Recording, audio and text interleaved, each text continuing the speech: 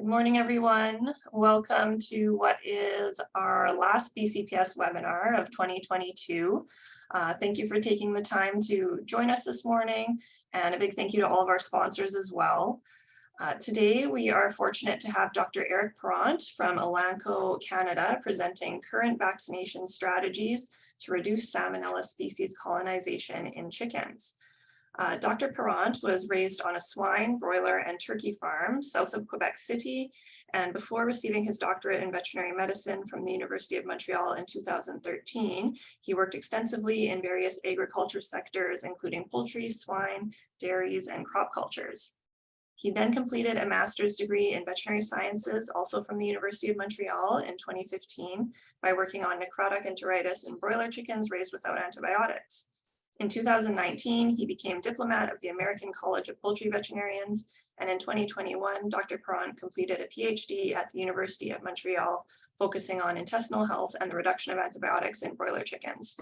Combining experience in academia, government, and the industry as a poultry veterinarian, Dr. Perrant now works since 2020 at Elanco, Canada, and provides technical consulting services across the country related to the company's products portfolio for poultry, which includes medicated feed additives, vaccines, and parasiticides.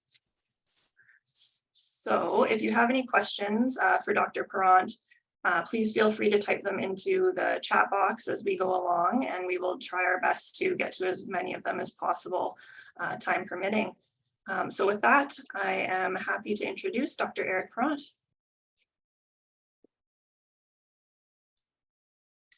Yes, so thank you very much, Dr. Keller, for the nice words. So it's really appreciated.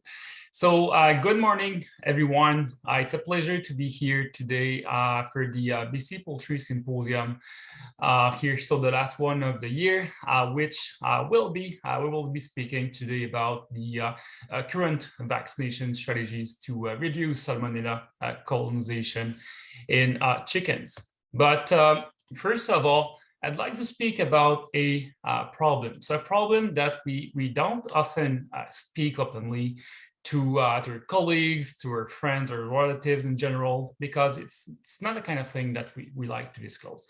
And here I want to speak openly about it, and I'm speaking about diarrhea. So diarrhea is an affliction that many of the, most of the people here or like on the planet will have experienced during their life. And actually diarrhea might be caused by a bacteria that we are calling Salmonella. So when Salmonella will be causing those signs, for example, in humans, we will be calling that salmonellosis. So salmonellosis is not exactly the best experience that we might experience, that we have in our lives. So for example, you just have to take a look at a person which is on your screen right now, which is not exactly having a good time. And you might be rethinking about your life choices that led you to that kind of situation right there. So normally, actually, when you have salmonellosis, it will be because you will have ingested Salmonella, so the bacteria, 6 to 72 hours prior to the signs that you are showing.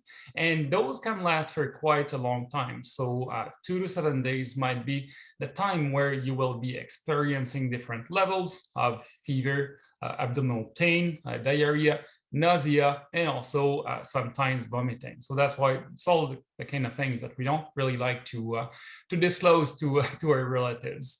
But in some cases as well, it can become much more severe, especially, for example, for some people that will experience dehydration. So it can be life-threatening, actually. And those kind of people will need to seek for help to get treated for that dehydration.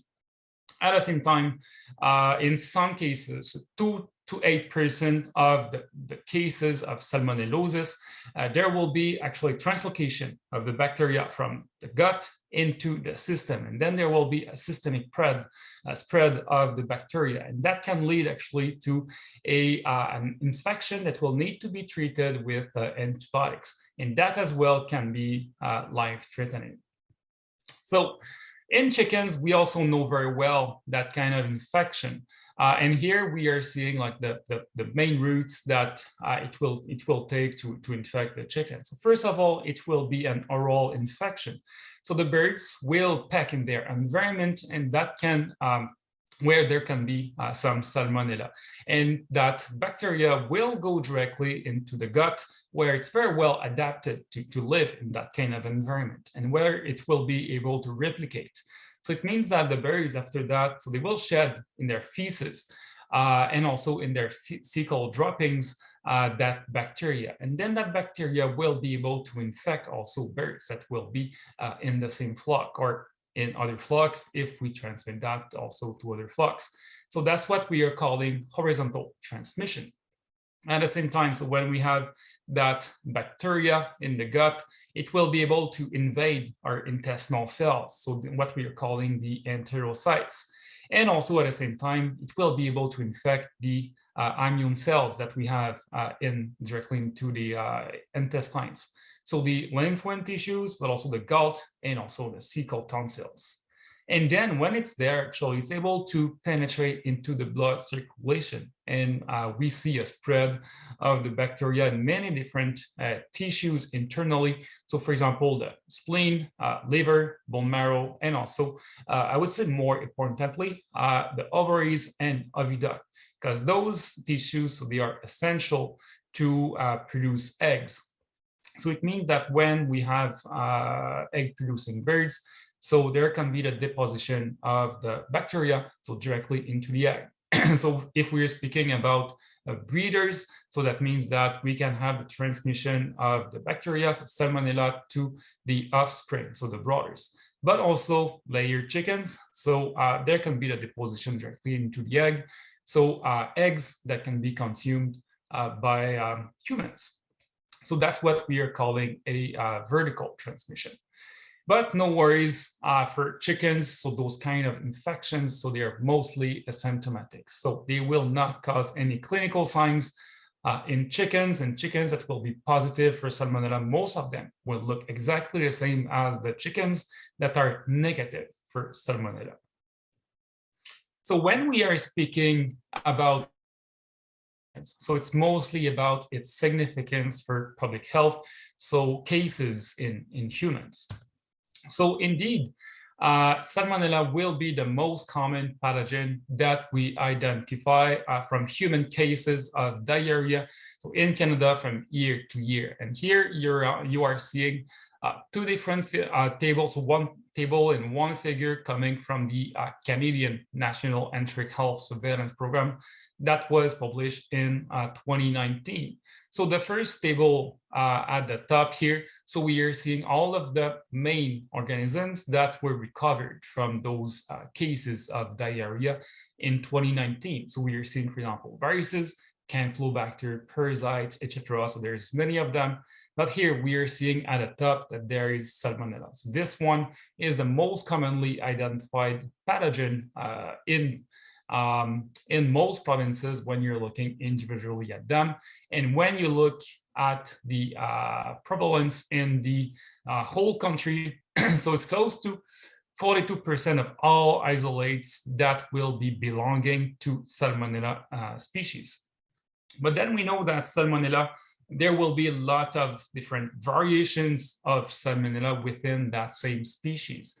So we need to break that down by those subspecies that we are often calling pseudovirus. So some pseudovirus will be more pathogenic, for example, to humans or to poultry than other pseudovirus. So it's very essential to look at, to do a breakdown basically by pseudovirus.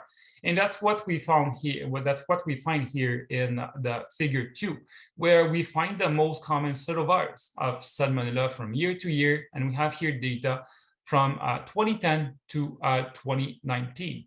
So you see here, for example, Salmonella enteritidis, so something that you might have heard in the past. So Salmonella enteritidis is the most common pseudovirus that we are finding in those human cases of salmonellosis, and that's from year to year, and that's in the whole country. Then we find other pseudovirus you might have heard about. So, for example, Salmonella typhimurium here that we are finding commonly in humans, and then some other pseudovirus that do not have a beautiful name.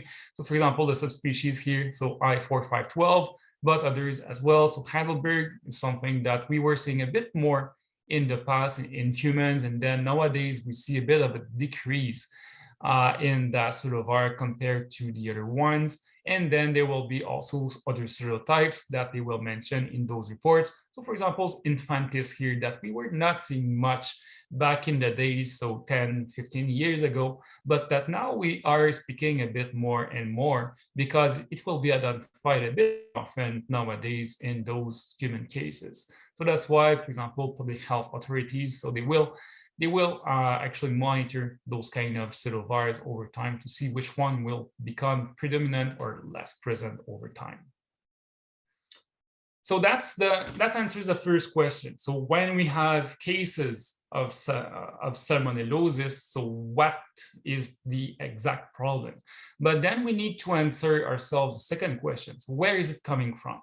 And that here, I'm showing you a graph showing actually so what are the sources of infections for these most common pseudovirus outbreaks in humans. So it's not data coming from Canada here, but it's data that was taken from the European Union in 2017. So basically, I'm going to explain what is a graph here. So on the left, so we are finding those pseudovirus that they have evaluated. And on the right here, so you're finding actually the sources, so basically the food where it was coming from, so those outbreaks in humans. So for example, here, Salmonella infantis that we just spoke about, so there is a big branch going to broilers. So basically, broiler chickens, so they were a main source of outbreaks in humans in 2017 for Salmonella for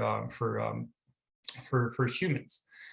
So that's for Salmonella infantis. Then let's focus on the big one here. So it's Salmonella enteric that we just spoke about. So you're seeing two branches. So one going at the top, one going at the bottom. So here you're seeing it's going to broilers. So a bit like Salmonella infantis. So basically chicken meat can be an important source of Salmonella enteric in humans.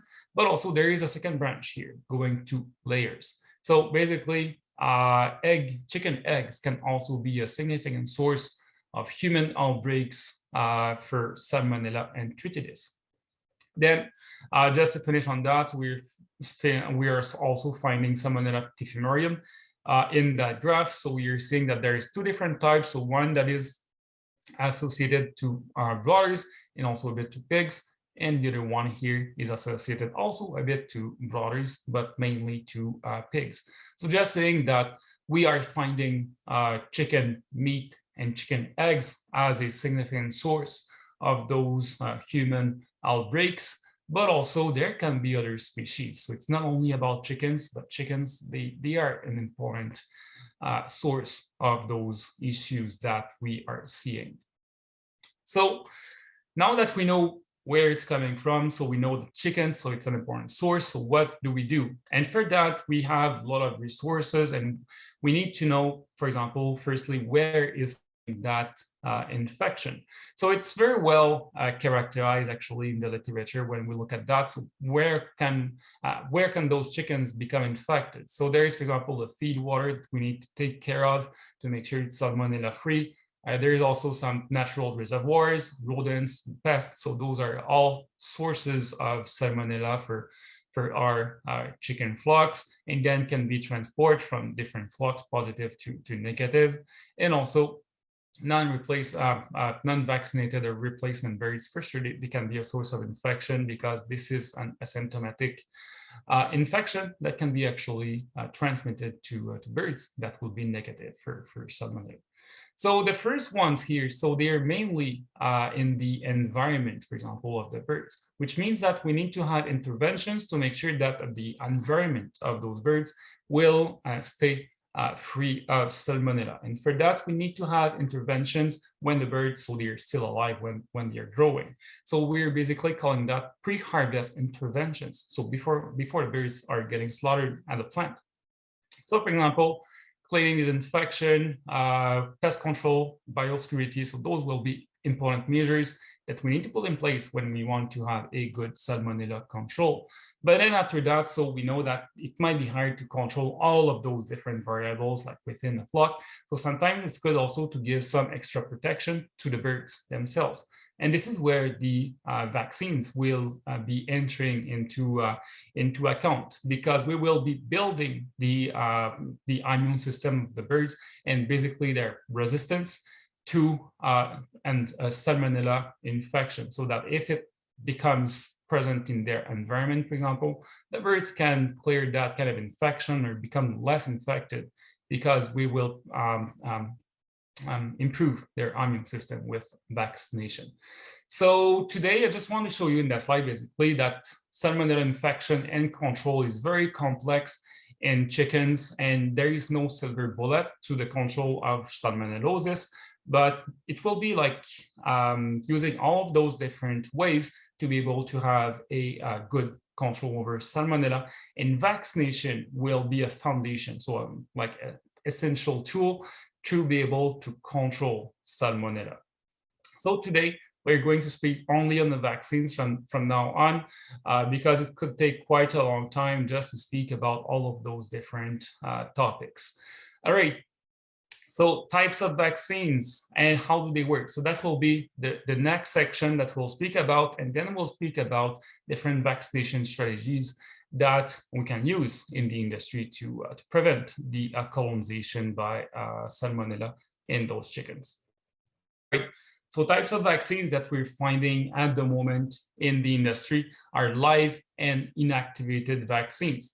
So firstly, those live vaccines, they will be non-virulent Salmonella typhimurium. So this is, for example, the same serovar that we just spoke about earlier, but that's a bacteria that was taken, for example, from the field, that was taken to the lab where we did remove some genes, making it not virulent. So even if you administer that to very high doses to chickens and also to some extent humans, so there will be no symptoms associated to that. It will not cause any disease, but it's still a live bacteria, and it will mimic the infection, where the infection like a normal strain, where it will colonize the intestinal and also the internal tissues, but it will not be causing any of those clinical signs. But that's a vital part of how do they work, because basically the bird will build immunity against that false infection by the vaccine. So basically improving its resilience before they can get infected by strains that might be pathogenic to birds or to humans. So when we start to use those live vaccines, for example, in chicken flocks, one thing to remember is that it's a live bacteria. So it means that it will colonize tissues, and it will take some time before we can clear that vaccine from the birds or even from the environment, which means that when we're using those live vaccines, so they can be recovered from tissues and also the environment several weeks actually after the administration. But as I said, this is vital to how those vaccines are working. And by doing so, actually, we have a rapid onset of immunity. So immunity-wise, it's really good products on that part. So it will provide two types of immunity. So first of all, it will provide local immunity. So this is the immunity that we will find in the gut, and also a systemic immunity. So in the different tissues that the birds will have inside of them. Then that type of immunity will be what we will be calling broad, because there will be cross protection between different serovars, and that I will explain that a bit more here. So first, for example, you are using a live Salmonella typhimurium vaccine in your farm. Well, you will provide good protection also against Salmonella typhimurium strains that will be the wild types that we may find in the environment. But also it will provide a significant protection against other serovars, such as Salmonella Untitled and Salmonella Heidelberg. So if there is like multiple serovars that you might find in the environment, so that's the kind of vaccine that will be very helpful. All right, so the second type of vaccine will be the inactivated vaccines. So those vaccines, so they will be also live bacteria that we have taken, for example, from the chicken environment or from chicken tissues affected by the disease, but they will be grown in lab and then they will be killed. So either by heat or formaldehyde. So there will be no live bacteria. It will disintegrate those bacteria in small parts. And those small parts is what we will be injecting back to the chickens. So it is not live, so it will be different from those live vaccines. We cannot recover that from the environment. Still, it will need to be injected, and then they will promote a very good systemic immunity. So a bit less in the gut, but more like in internal tissues. We can find those vaccines as well in two forms. We'll speak a bit of that in a couple of slides after this one. So they can be either found under commercial vaccines or what we're calling autogenous vaccines. And basically, it will just be the mode of preparation or the strains of origin that will differ between commercials and autogenous. And final point here, so those inactivated vaccines, so they will provide what we're calling a narrow protection. So it will be the opposite of the live vaccines in a way that those inactivated vaccines will provide a cellular specific immunity. So for example, the vaccines, the commercial vaccines that we find in the market right now, so they are only against Salmonella enteric. So they were prepared with a Salmonella enteric strain. So when they are injected to chickens, so they will only provide protection against Salmonella enteric, and they will not provide any protection, for example, against Salmonella Heidelberg or Salmonella typhimurium. So that's a large difference that we have between live and killed vaccines. All right, so now I want to speak a bit about the modes of administrations of those vaccines, because this is also a large difference. So live vaccines, they are live bacteria. And one of the advantage is that we can administer that to masses at the same time. So we call that mass administration. So basically, we can administer those vaccines through drinking water or through core spray. But one thing to remember, so those are live bacteria, so we don't want to kill those bacteria when we are giving the vaccine through water or through spray. So that's why we recommend to remove disinfectants, so 1 day before, 1 day after the administration, or even like, for example, the acids that you have in the water. So it's important to remove that just to make sure that the vaccine will not be killed before it can get to the gut and before it can actually invade the internal tissues of those birds. So drinking water, we have vaccines that can be done, administered like that, core spray as well to those adult birds. So with the vaccination equipment that you're seeing here on the screen on the right, and then a core spray, we can actually also vaccinate the chicks, as you're seeing here. So we can, for example, administer some of those vaccines through the hatchery cabinets that we have. So before those birds are getting on the farm, for example, they can receive the vaccine, which is a part really important because it will colonize the intestines before it will get on the farm and before they might be exposed early on in their life to some Salmonella strains that might be in their environment.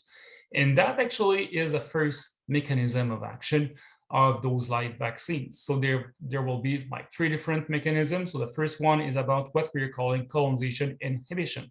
So basically taking the spot in the intestines, that will make it much more hard for the wild type strains from the environment to be able to colonize the bird. So if that happens, that will be colonization inhibition. So that happens very early on. Then after that, the birds will develop their immunity. So after, for example, 2 or 3 weeks, they will start to develop their immunity with those live vaccines. So first of all, there will be immunity in the gut. So what we're calling secretory IgAs, so basically antibodies that we will find in the intestines. They will be very important to neutralize invading bacteria, so invading Salmonella. That will not be able to stick to the mucosa. So that will also help to prevent the colonization of the intestines by those wild type Salmonella that we might find in the environment. And finally, well, that vaccine, as we said, will colonize also internal tissues.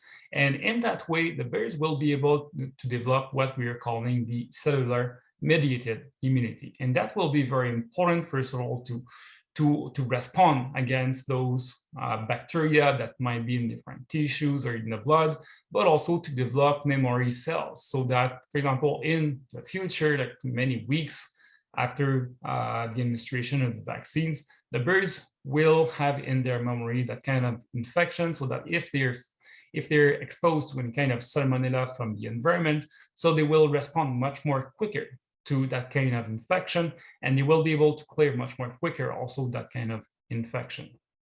So there will be multiple mechanisms using live vaccines, and that will make that quite useful to have a full protection from the gut to inside of the bird. All right, so I just want to show you here a picture. Actually, I find it very interesting. So that's a picture of a mucosa. So basically the intestines of the birds before and after the application of a live Salmonella typhimurium vaccine.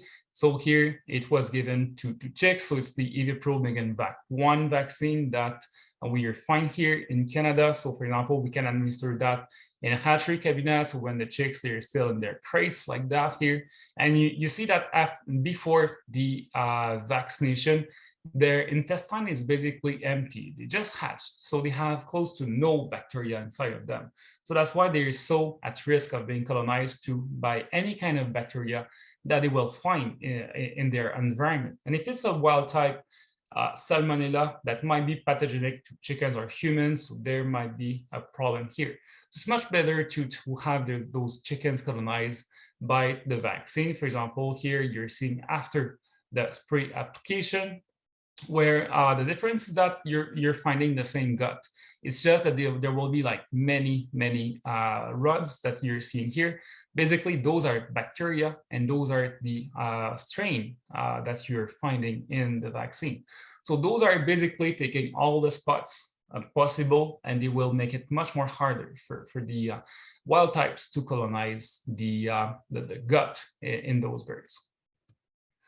All right, so that was the theory. So now let's get into the practice. So I want to show you some data that we have generated by using those live vaccines. So efficacy studies showing how those vaccines can be effective to prevent the colonization of wild types Salmonella after the administration of those vaccines. So first of all, in pullets, so we have evaluated that against a challenge with Salmonella enteric, and the next efficacy study that I want to show you will be about vaccination in broiler chickens. So first of all, what we have done in those pullets? Well, so we had commercial lines of layered pullets that we have placed at 0 day of age. And then we did administer them 3 different administrations of a vaccine, so Avipro Megan Egg that we're finding here in Canada by vaporization, so at 2, 4, and also 16 weeks of age. So when they are still in their pullet phase. Then they were sent in production, so they were producing eggs as they normally do. And then some of these groups actually, so they were challenged either at 24, 35, or 56 weeks of age. So early, mid, and late production, with a Salmonella enteric, which was recovered from a clinical case by oral infection. And then we wanted to know, by using the vaccine, can we re-isolate less of those of that strain that we just administered like massively by oral inoculation. So we checked in liver, kidney, spleen, ovaries, duct if we were finding back that bacteria. And for that, to evaluate the efficacy of the vaccine, so we had different groups. So first of all, a group that was not challenged with any Salmonella enteric strain, and also that they were not receiving any vaccine. So that's a negative control, is to evaluate that, well, to make sure basically that all the birds in that group, they stay negative for Salmonella. In the second group, so that's our treatment group, so they were receiving the vaccine, so 2, 4, and 16 weeks of age. And then they were challenged either at the time points that I spoke here with Salmonella and Enteric. And finally here, it's the comparison groups of positive control. So they were receiving no vaccine, but they were challenged with the field strain of Salmonella and Enteric. All right, so here we are seeing the results. In green, you will find the vaccinated birds, and in blue, the non-vaccinated birds. And on the y-axis here, so you're finding that the percentage of birds that were positive for that wild type Salmonella. So when you're finding that asterisk above the bars, so it means that there is a significant difference as well between vaccinated and non-vaccinated. All right, so the tissue that we have is the kidney, liver, and spleen, the aqueduct here, and ovaries here, and then the aqueduct here. So for the 3 time points, so 24 to 35 and also 56 weeks of age. All right, so here we find, for example, that there was a significant decrease going from 75% to 33 to 90 to 36% of positive birds in non-vaccinated versus the vaccinated birds, so in the internal tissues. So it was a significant difference for the 3 time points. Then after that, we looked at more specifically the tissues that are producing the eggs, so our ovaries and aqueduct. So there was not much significant differences there, but in the non-vaccinated group, so we were oftenly finding Salmonella in those non-vaccinated birds. But in the vaccinated groups, basically, we could not recover at any time point in ovaries and aqueduct Salmonella and Enteric. So that's why, for example, we intend that product to be used in birds that will be producing eggs, because we know that it will be reducing decolonization in internal tissues and also in ovaries and aqueduct, which may help actually in the reducing the transmission of the bacteria in the eggs. So that's why, for example, we are finding that product here on the market in Canada. So that's Avipro Megan Egg. So it's made to prevent decolonization by Salmonella and Enteric in internal organs and also ovaries aqueduct. And that can be done by vaccinating the birds at 2, 4, and 16 weeks of age by coarse spray. So this is the kind of vaccine that you need to repeat a few times to work well. All right, so that was for pullets. So now I want to speak about broilers a bit as well. So we have generated data which shows the efficacy of those vaccines as well in that type of production, because we know that we might have like many broilers that will be positive for different kind of pseudovirus when they are going to the plant. So we wanted to know if we are using a vaccine, can we decrease that number of positive birds for pseudovirus that might cause a family infections in humans. And for here, for example, so we have a efficacy study where we did check that. So for example, we sprayed chickens, so chicks at 0 day of age, so with a spray cabinet with a live Salmonella typhimurium vaccine, so Avipro Megan Vac 1, which we also repeated a second administration, so at 14 days of age, with the same vaccine through drinking water, so during production. Then after that, those broilers, they were challenged at 42 days of age with either Salmonella and Enteric, typhimurium, or Heidelberg through oral infection. And we know that those pseudovirus, so they're very important for public health. So we just spoke of them a bit earlier in the presentation. And then after that, so samples were recovered a few days after that oral inoculation. And we'll take a look at the internal tissues and also into the colloidal with colloidal swabs. So basically, digestive pool and organ pools. And here we are seeing the results. So on the y-axis, we are still seeing the percentage of positive birds for either Salmonella Heidelberg, Enteric, or typhimurium. And on the left, the digestive pool, and on the right, the organ pools. And we still find in blue the non-vaccinated controls, and in green, so the birds that were vaccinated with Avipro Megan Vac 1. So it was quite interesting here. By using the vaccine, so we could decrease the percentage of positive birds for those 3 serovirus, so in both type of samples, so digestive pool and also organ pool. So that was quite interesting, and that's the kind of product that can be quite helpful in broilers as well, when we have like a significant proportion of the birds that are contaminated with those 3 serovirus during production.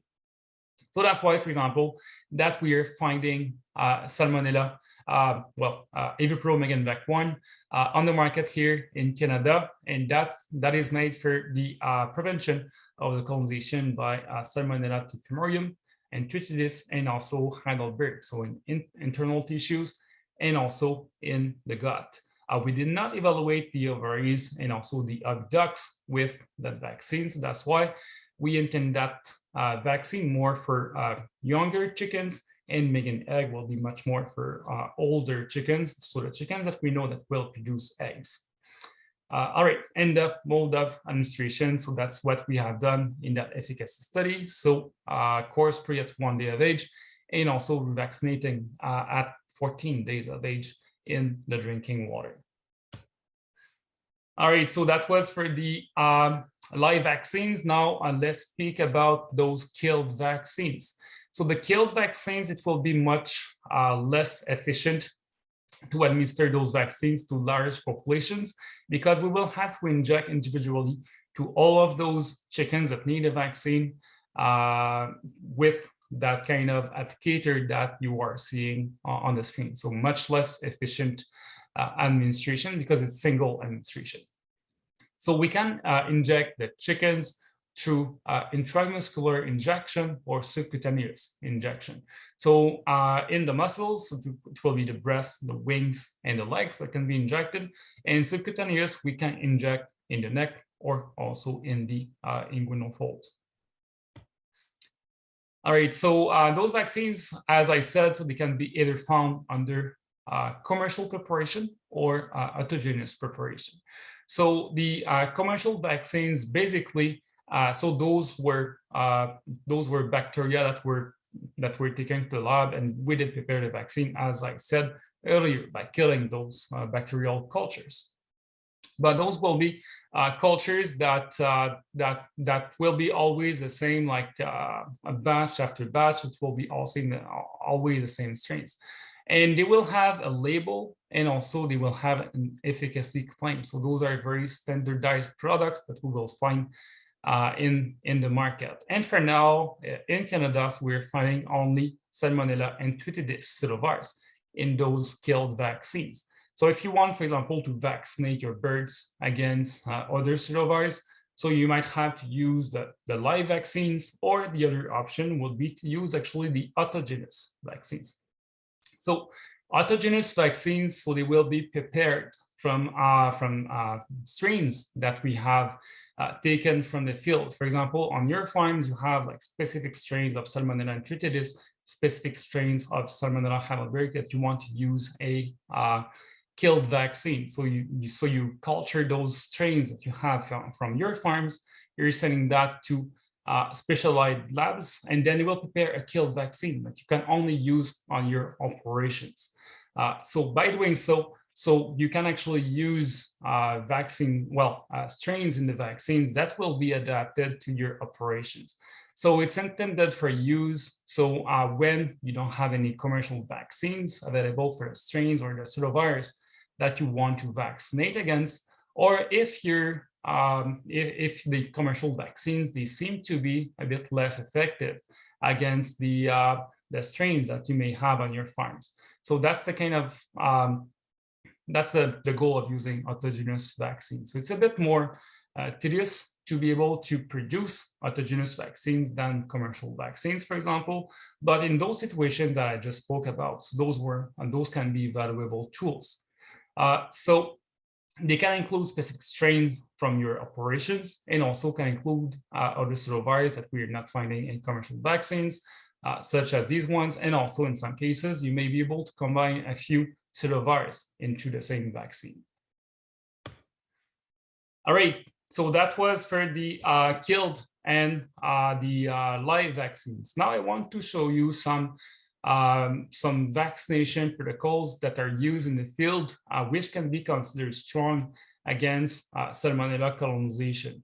So those types of protocols, so I have the first protocol here, well, in the next slide, so we'll have a protocol for the meat sector, and then after that, I will have a protocol for the egg sector.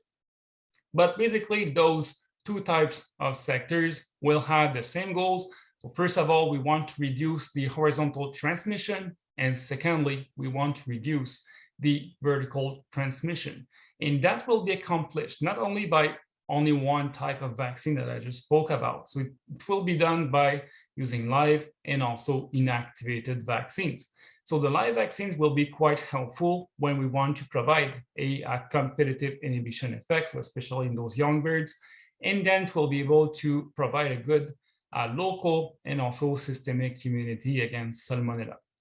But still, those inactivated vaccines will be quite helpful, for example, to stimulate the systemic immunity, and especially about those specific pseudovirus that you might struggle against, for example, some Salmonella enteric, Ephemerum, etc. So both vaccines can be helpful, and they will be used at in different parts of the live production. So here is a first protocol, for example, for the meat sector. So in the meat sector, we're finding two types of birds, so the broiler breeders, and then we're finding the broilers. And both can be actually benefiting from Salmonella vaccination. So breeders, we want to make sure that when we are producing eggs, that we have less transmission of Salmonella through their progeny, so the broilers. So what we can do is that we can vaccinate those breeders so as soon as when they are pullets. So here in pullets, for example, we like to start to vaccinate those birds at 1 day of age, so where we find the first administration with a live Salmonella Ephemerum vaccine.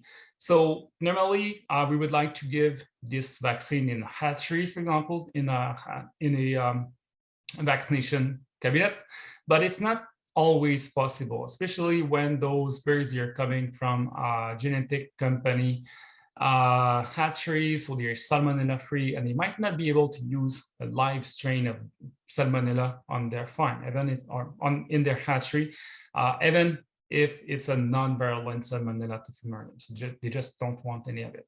So something that can be done is that when you receive, for example, the breeder chicks on your farms, so in the pullet farms, so you can keep them in the crates, and then you can vaccinate them with the spray equipment that I have shown earlier. So that's the first dose that we like to give before the birds, they can even touch the floor.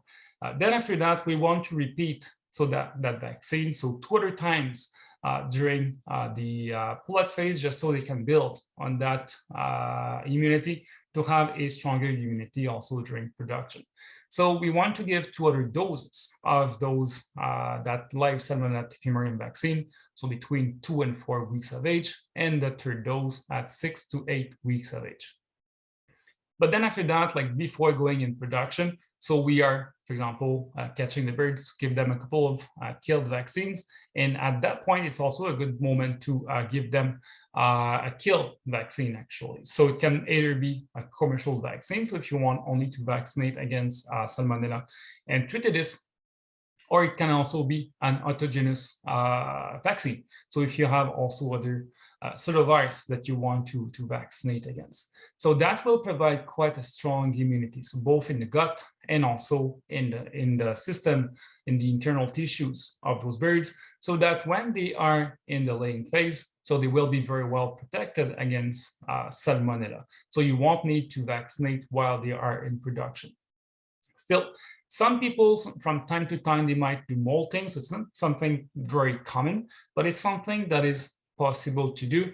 where before molting, you will be using, for example, a live Salmonella typhimurium vaccine. So a dose at that point, so that in the second cycle of egg production, so those birds will have a boost in their immunity for that time. Something that is good to mention, I think, at this point is that those live Salmonella typhimurium vaccines, they will not interfere with any kind of Salmonella enteric or any kind of pleurum surveillance programs. So those are live Salmonella typhimurium vaccines and strains, and they cannot be misidentified for a Salmonella enteric or pleurum. So either if you are doing testing in your farms, if you're doing that for the hatchery program, or if it's at the in broilers or in carcasses at the plant, so this cannot be identified as a Salmonella enteric or pleurum. All right, so that's for breeders, and then when we are sending those eggs to the hatchery, so to those chicks after that, so they will hatch. And at that point, actually, those chicks can benefit as well from Salmonella vaccination. But here, we only use live Salmonella typhimurium live vaccines. So we can vaccinate, for example, those broilers at 1 day of age. So in the hatcheries, in the spray cabinets, we can use that vaccine. So before those birds, they are sent on the farm, just so the colonization inhibition effect can actually prevent those birds from being contaminated with live Salmonella well strain that you might find in the field. So they are placed on the farms, and then at 2 weeks of age, so it's possible also to do the second administration of the vaccine in the drinking water. So that will be the administrations, for example, that I just showed you a bit earlier in that efficacy study. So by doing so, for example, you can reduce the prevalence of birds that will be positive for Salmonella enteric, Heidelberg, or typhimurium in carcasses at the plant. So that's for the first one. The second one here is for laying hens, for the egg sector, which is a bit less complex because we only have one type of bird in this situation. So we have laying hens that we are finding firstly as pullets. So we raise them as pullets, and then when they're in production, so we'll call them the layers.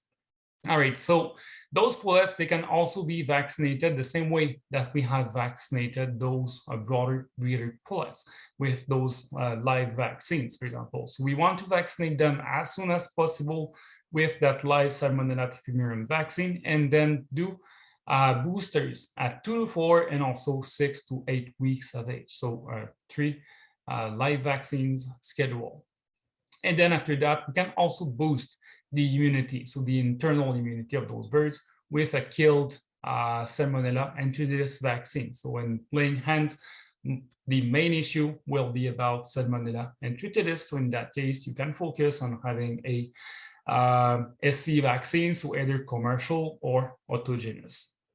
And then when they are in production, so they will be protected against Salmonella enteric for the whole production cycle. And here again, if there is, like in some cases, that the person is doing molting, it is possible to use also a live Salmonella typhimurium vaccine before molting. And here again, so those live Salmonella typhimurium vaccines, so they will not interfere in any kind of Salmonella enteric surveillance program. So there is at many places during the pullet phase, during the layer phase, where we will be testing those flocks in the environment for Salmonella enteric. And even if you're using that live Salmonella typhimurium vaccine, it cannot be misidentified as a Salmonella enteric. So they're very different in the lab when we are culturing like those two different cultivars. All right, so that was pretty much all I wanted to discuss with you today about those vaccines that we can use in chickens to prevent the colonization of Salmonella. So first of all, I'd like to remember to all of you that Salmonella, so it's an important threat to human health and also the poultry sector. So we want to make sure that the products that we are producing, so the meat, the eggs, so they are as free as possible as Salmonella, just so we limit our impacts actually on humans, and that they continue to trust poultry products as being a good source of food that will not be contaminated with Salmonella. So to be able to achieve that, so we can use both live and kill vaccines that they will work differently. And we need to use them also differently in with their strengths to make sure that we can have a good control of Salmonella in poultry. And in the end, well, we saw that all types of productions can actually benefit from vaccination. So breeders, layers, broilers, so they can all benefit from vaccination to decrease Salmonella colonization in those birds, and then to limit our impacts on human health. So that was all that I had today for all of you. So if you have questions, it will be the time to ask those questions, or if you have any questions in the future, so you can contact me directly on the email here that you are seeing at the top. So Lindsay, I guess we can ask to everyone if we have questions. Thanks so much, Dr. Parent. That was, an awesome overview of a very important topic. I do see one question here. The question is, would maternal antibodies protect the chickens against colonization during the first 7 to 10 days of life? Yes. Well, I would say like 0 to 14 days, for example. So yes, there will be maternal antibodies, and I've seen a study not so long ago that they only vaccinated the breeders, and then they looked in the progeny. So if those birds, so they were more resilient to a Salmonella Heidelberg infection, and yes, so they were protected, and they were also showing antibodies, those chicks. So even before the Salmonella Heidelberg infection. So yes, so it will also provide the chicks like early protection. Great, thank you. I don't see any other questions here. I'll check back in a moment if anyone has a last minute question. But again, thank you so much. We're very grateful for all of your expertise and sharing your time with us today. It was a great presentation to wrap up our 2020 webinar series. And of course, thank you again to all of our sponsors for their support of our webinar series this year, and to everyone who's joined us. Please remember that the majority of our monthly webinars can be accessed and viewed on our website. So there is a ton of great educational content available with insight from experts across the industry. So I guess with that, thanks again, everyone. We look forward to connecting with you all in the new year. Thanks again.